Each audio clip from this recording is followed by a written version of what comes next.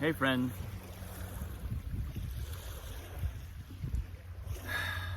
So yesterday during meditation, I was reminded of something that I actually did a post about probably maybe like a year ago. It's been a while. But I wanted to revisit it because so that I had this experience yesterday, and then later in the day it came into play. So basically, I was sitting in meditation, and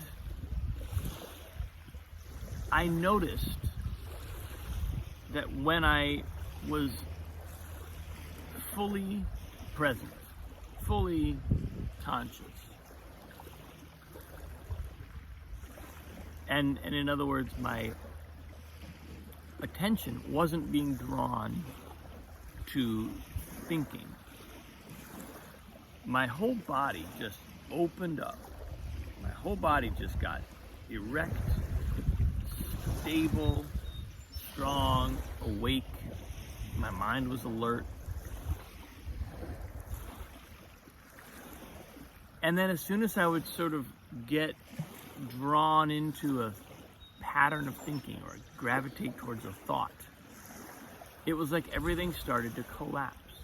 Everything started to just like lose energy. It's like I was picking up something heavy. And I had noticed this. This is what I did my post on like maybe a year ago. I noticed that in meditation, it was like I think the title of the post was something like "Thinking is Sleeping," because that's what it felt like. It felt like being drawn into a thought process, right? And this isn't like an intentional thought process. This isn't like I'm using my thought towards a certain consciously chosen goal. I'm sitting in meditation and my mind is just being pulled by whatever internal shiny objects my thoughts happen to represent. And I noticed that it was like I was falling asleep. Like as I would start to allow myself to be drawn towards thoughts, it was like I was falling asleep. And then whenever I would come back to consciousness, wakeful consciousness, being aware of the awareness of now, it was like my system got a jolt of energy. And so yesterday's experience was pretty similar. It's kind of the same thing. I just put it in slightly different terms, which is that thoughts felt heavy and consciousness felt light. Thoughts are heavy, consciousness is light. And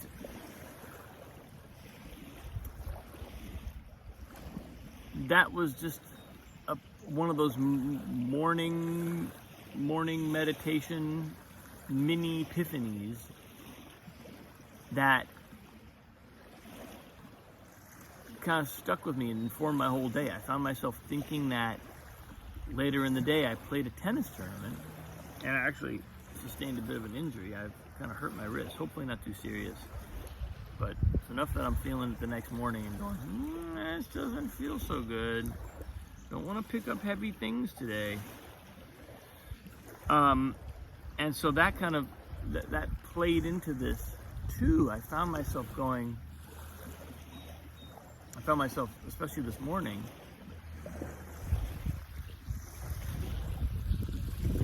so I can, when I'm simply aware of what's happening in my body, and this is something that I've noticed for years. I actually learned this lesson back when I was studying Qigong really intensely, and I found myself in a theater program where I was also learning a little bit about how the physical body responds to being seen by others, being in performance and being seen by others, and what comes up for the physical body, because that can be a really interesting experience, because we can find ourselves having physical ailments, seemingly physical ailments, but that are actually a kind of they're part of like an emotional or psychological resistance pattern that is trying to release. And so ever since then,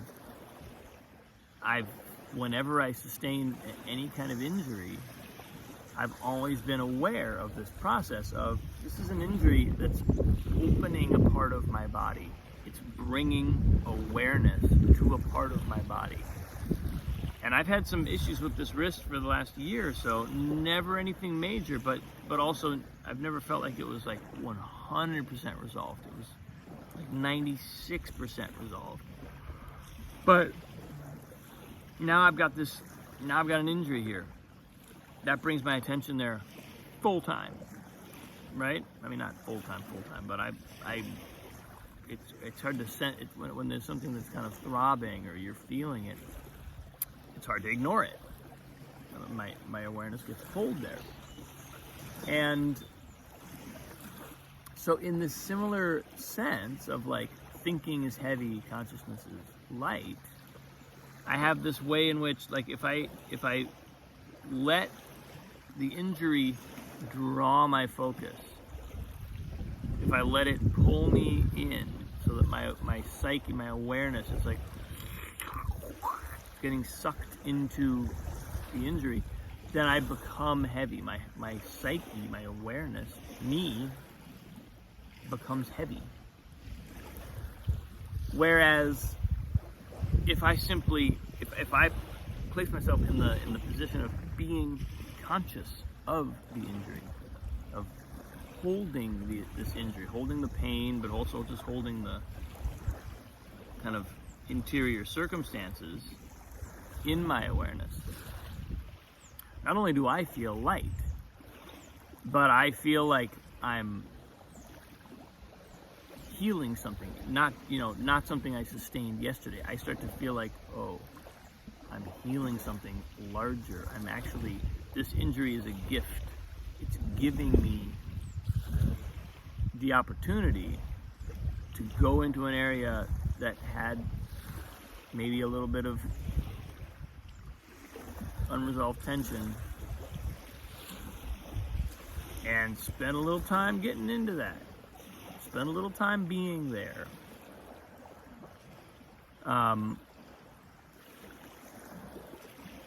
So anyway, it was interesting how yesterday's meditation experience, which was a familiar one, then pretty quickly it was like it took the next step as I got myself hurt and then started sitting with the awareness of what that was. I noticed initially it knocked me out yesterday. I was completely knocked out. And that's interesting. An injury can do that, but it felt pan-systemic. And until I realized, oh, it's because just like if in meditation I were sitting and putting my awareness on consciousness itself, being present to the now moment, and I let myself be drawn to an injury, a pain, or a thought, in the same way that would de-energize me in meditation. That's what it's doing in life. It's the same exact process. From being identified, it's almost like, this is, I think, what they talk about in Buddhism, with being identified with your suffering, or being identified with your ego. It's like if I'm just being drawn by something, then I'm identified with it, and all of a sudden my identity becomes a very fragile thing, because it can be pulled any which way by any which experience or any which thought. But that doesn't I don't have to choose to make that my identity. I can choose to bring my identity, to identify with the part of myself that is beyond all that. It's funny because then last night's poem was I have a daily book of Hafiz poems where there's one poem for every day of the year, and I'm not going to be able to paraphrase it very well, but it's basically a poem where he's talking about he's watching when the meadows of the body turn gray. So as we age, he says, as we age, the most and the light of the body begins to fade. He says the greatest joy in watching the light of the body begin to fade is that I discover another light that is inexhaustible, that can never fade, and that burns brighter than ever, that continues to grow in intensity. The light of consciousness, right? And I found it kind of fitting, because as I'm like, oh, here I am, I got myself hurt today, feeling the age of the body, that's for sure. I get this poem that sort of delivers the same identity shift that I'm talking about, like with going from being drawn by thoughts to being settled in consciousness, or to being drawn by my pain, by my injury, to being settled in consciousness. And that's where I want to be. You know, that's where if I can stay there, life looks very different. Life takes on a different color from there. Even, like I said, even an injury becomes something that I know is growing me. And even if, the physical body, my experience is that it continues to grow. That doesn't mean it continues to get younger or get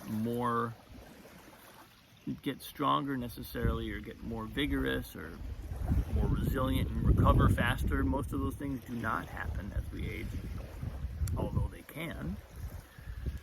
But my physical body becomes a more effective vessel for consciousness. It's able to hold more consciousness. And if I'm willing to respect it and treat it as what it is, that process can be endless. The process can go on right up to the moment of my death. So that's what I'm going for. But wish me well. Hopefully this will be healed up here in a day or two. Probably going to take more like 3 or 4 or a week, judging by what it feels like. But we'll see. But that's where I'm at today, folks. Thanks for watching. Appreciate you. Sending much love. I will see you soon.